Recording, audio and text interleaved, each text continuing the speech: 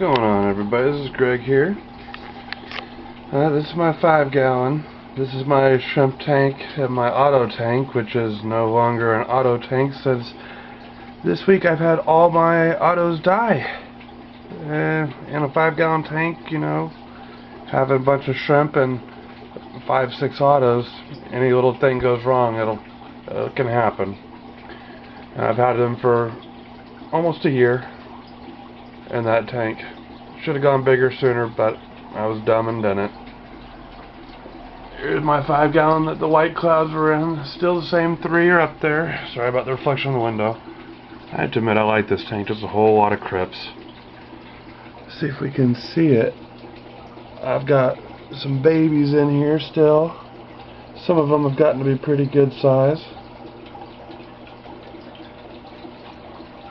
But they're not coming out. And my 10-gallon with all the white clouds in it. It's got like 6 or 8, something like that, in there right now. But there's a bunch of little ones in here that are big enough that they're out swimming. Probably like 5 or 6, about his size. A couple a bit smaller. My betas, still trying to get them all grown out to size and trying to figure out what to do with them. And I got my 25, which, as you can see, really algae.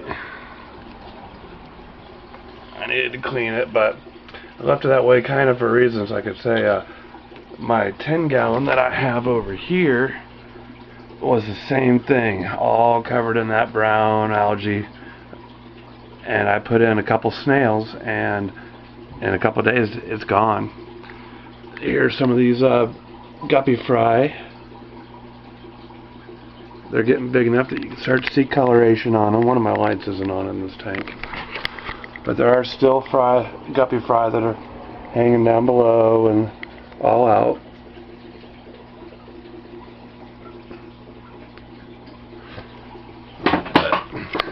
Lost a couple betas, but you know, one, I don't know what happened. It was in one of the cups, came in and almost looked like it had choked us on Java fern, or Java moss, or Christmas moss, whatever people are calling it. All the mosses, they basically look alike. But got a couple smaller tanks going. It's like a 2.5-gallon, maybe 1.5 gallon, something like that, with one of my betas in it. Not going to get a good shot with the sun behind it.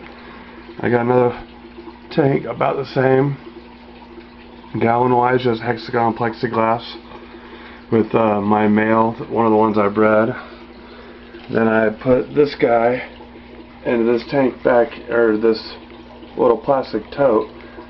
This is the other father of one of my beta broods that I had.